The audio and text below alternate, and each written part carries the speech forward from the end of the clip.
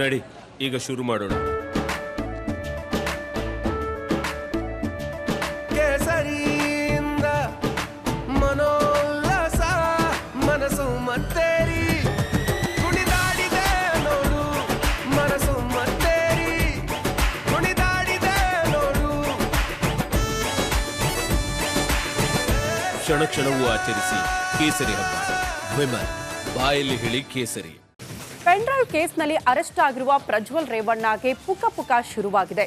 ಸಾಕ್ಷ್ಯ ನಾಶ ಮಾಡಿ ಗಪ್ಚುಪ್ ಆಗಿರುವ ಸಂಸದನಿಗೆ ಇಂದು 2ನೇ ದಿನ ಕೂಡ ಎಸ್ಐಟಿ ಟೀಮ್ ಡ್ರಿಲ್ ನಡೆಸಿದೆ. ಆ ಕುರಿತ ಒಂದು ವರದಿ ಇದೆ, ಬನ್ನಿ ನೋಡ್ಕೊಂಡು ಬರೋಣ.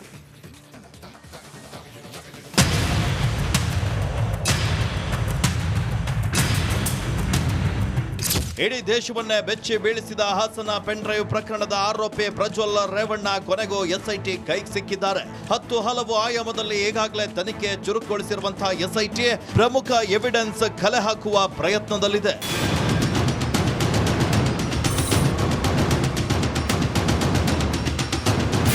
ಪ್ರಜ್ವಲ್ ಕೇಸ್ ತನಿಖೆಯಲ್ಲಿ ವಾಯ್ಸ್ ಸ್ಯಾಂಪಲ್ ಟೆಸ್ಟ್ ಪ್ರಮುಖ ಪಾತ್ರವನ್ನ ವಹಿಸಲಿದೆ. ಆದ್ರೆ ಇದನ್ನ ಏಕಾಏಕಿ ಮಾಡಲು ಬರಲ್ಲ. ಇದಕ್ಕೆ ನ್ಯಾಯಾಧೀಶರ ಅನುಮತಿ ಬೇಕು. ಆಗ ಮಾತ್ರ ಈ ವಾಯ್ಸ್ ಟೆಸ್ಟ್ ಮಾಡಬಹುದು. ಯಾವ ವಿಡಿಯೋ ಮತ್ತು ಆಡಿಯೋದಲ್ಲಿ ಏನಿದೆ ಅದರ ಕೆಲವು ವರ್ಡ್ಸು, ಅದು ಕೆಲವು ಲೆಟರ್ಸು, ಆ ಉಚ್ಚಾರಣೆ ಯಾವ ರೀತಿ ಮಾಡ್ತಾರೆ ಅಂತ ಅದರದ್ದು ಡಿಜಿಟಲ್ ಸ್ಪೆಕ್ಟ್ರೋಗ್ರಾಫ್ ತಗೊಂಡು ಒಂದು ಕಡೆ ಇಟ್ಕೊಳ್ತಾರೆ. ಅದಲ್ಲದೆ ಈ ಸಸ್ಪೆಕ್ಟ್ಸ್ ಯಾರಿದ್ದಾರೆ ಅವರ ಈ ಸೌಂಡ್ ಪ್ರೂಫ್ ರೂಮ್ ಅಂತ ನಾನು ಏನು ಹೇಳಿದೆ, ಅದರಲ್ಲಿ ಅದೇ ಪದಗಳು, ಅದೇ ಮತ್ತು ಲೆಟರ್ಸ್, ಅದನ್ನು ಉಚ್ಚಾರಣೆ ಏನು ಮಾಡ್ತಾರೆ ಅಂತ ಅದರದ್ದು ಡಿಜಿಟಲ್ ಸ್ಪೆಕ್ಟ್ರೋಗ್ರಾಫ್ ತಗೊಳ್ತಾರೆ. ಈ ಎರಡು ಕಂಪೇರ್ ಮಾಡಿ ಹೋಲಿಕೆ ಕಂಡು ಬಂದಲ್ಲಿ definitely is the person who had spoken in that audio or video ಅಂತ ಕನ್ಫರ್ಮ್ ಮಾಡ್ತಾರೆ.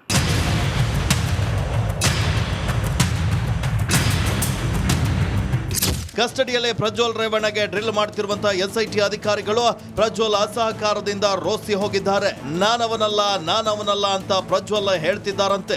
ಇದನ್ನ ಗಮನಿಸಿದ್ರೆ ವಿಚಾರಣೆ ಯಾವ ರೀತಿ ಎದುರಿಸಬೇಕೆಂದು ಸಂಸದ ಮೊದಲೇ ಪ್ಲಾನ್ ಮಾಡಿಕೊಂಡು ಬಂದಿದ್ದಾರೆ ಅನ್ನೋ ಗುಮಾನಿ ಎದ್ದಿದೆ.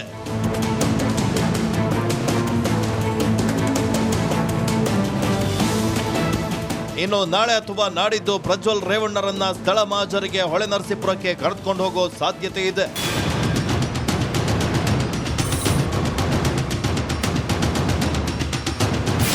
ಇನ್ನು ಕಿಡ್ನಾಪ್ ಕೇಸ್ ಭವಾನಿ ರೇವಣ್ಣಗೆ ಉರುಳಾಗಿ ಪರಿಣಮಿಸಿದ್ದು ನಿನ್ನೆ ಸರೆಂಡರ್ ಆಗ್ತಾರೆ ಅಂತ ನಿರೀಕ್ಷಿಸಲಾಗಿತ್ತು. ಆದ್ರೆ ಎಸ್ಐಟಿ ಟೀಮ್ ಹೊಳೆ ನರಸೀಪುರ ಮನೆಗೂ ಹೋದ್ರೂ ಭವಾನಿ ಮಾತ್ರ ಸಿಕ್ಕಿಲ್ಲ.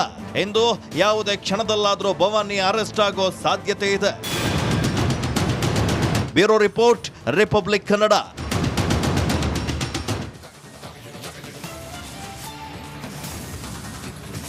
ಭ್ರೂಣ ಹತ್ಯೆಯ ಕರಾಳ ದಂಧೆ ಮಂಡ್ಯ ಮಾತ್ರವಲ್ಲ, ಇತರೆ ಜಿಲ್ಲೆಗಳಿಗೂ ಕೂಡ ಹಬ್ಬಿದೆ.